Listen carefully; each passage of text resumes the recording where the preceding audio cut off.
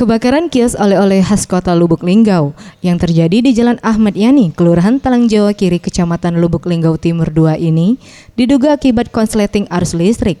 Dalam kebakaran ini tidak menelan korban jiwa, namun kerugian ditaksir mencapai puluhan juta rupiah.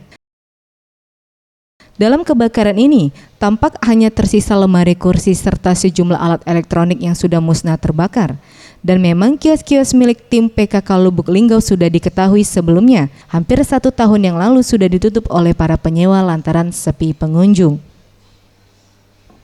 Berdasarkan keterangan warga, sempat terdengar suara seperti ledakan dan terlihat kios pada bagian tengah telah terbakar.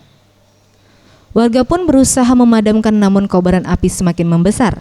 Selang beberapa menit barulah petugas damkar kota Lubuk Linggau datang dan dalam waktu 1 jam api pun berhasil dipadamkan. Ya kan memangnya apinya besar. Nah, terus tuh yang Pak RT itu kan memang udah kaca bangun, kan masih tidur.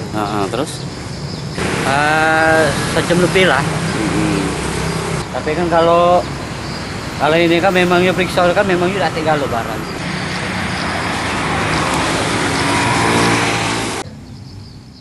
Bangunan kios yang ludes terbakar ini sebelumnya telah diresmikan pada Februari 2015 lalu dengan tujuan adalah sebagai pusat oleh-oleh dan kerajinan tangan khas kota Lubuk Linggau.